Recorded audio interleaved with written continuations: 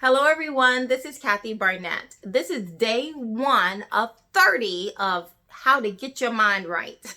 Yes, that's what I'm calling this particular challenge. And I am not just challenging each of you, but encouraging you as well to get your mind right as we begin to move across the next 30 days. Let me tell you something. Happiness is based on happenings.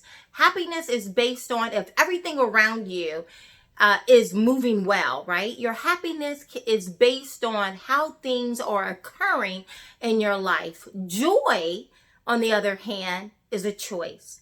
And I want to encourage each and every one of you that despite what's going on around us, we inherited this crisis. This crisis is not one of our own making necessarily, but it is one that is upon us, and it is one that is within a season of life. I wrote a book, Nothing to Lose, Everything to Gain, Being Black and Conservative in America. And I weave all throughout this particular book how I, as a little black girl who grew up on a pig farm in southern Alabama, how I moved from there to where I find myself today. I am very grateful for those who poured into my life when I was a little black girl. I'm so very grateful to them. I'm grateful for their sacrifices. I'm grateful for all the love and all the lessons that they poured into me. And like I tell people all the time, I inherited those boots.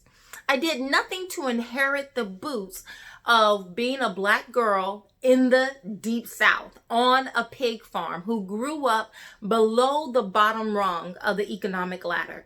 I grew up in a home that had no running water, no insulation, an outhouse in the backyard, and a well on the side. And as I often tell people, when my grandmother would ask me to go and help her in the garden, I thought she just wanted to spend quality time with me. I had no idea it was for our survival. But those were the boots that I inherited. And from there, because of the love and all of that they poured into me, I grew up believing that if I control how I think about my situation, then I can control a lot of the things that go on around me. I am a firm believer that we are how we think. I'm a firm believer that as a man thinks, so is he. I'm a firm believer that if I change that, wherever my mind goes, the rest of my body is going to follow. And it started me on this path of learning how to discipline my mind, how to discipline my thoughts. Many of you, these next 30 days is going to be a challenge for all of us, myself included. I want to encourage you to do a couple of things. One, don't spend all day scrolling on Facebook. Two, wake up early. Wake up early. Go to bed early. Wake up early.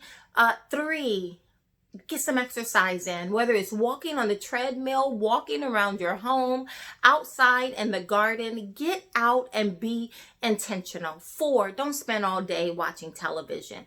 Get a program that you and the family can sit down and watch. 5, be mindful of what you eat. Be mindful of what you eat. Get a good book. That would be number 6. Get a good book and just read it, right? And 7, talk to people.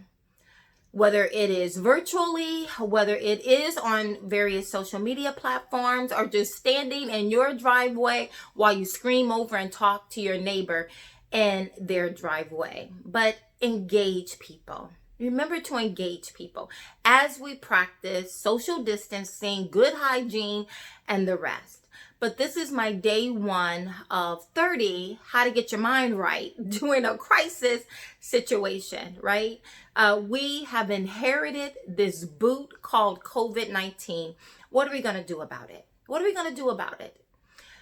And I believe it earnestly starts with our mind, how we think about ourselves in this situation.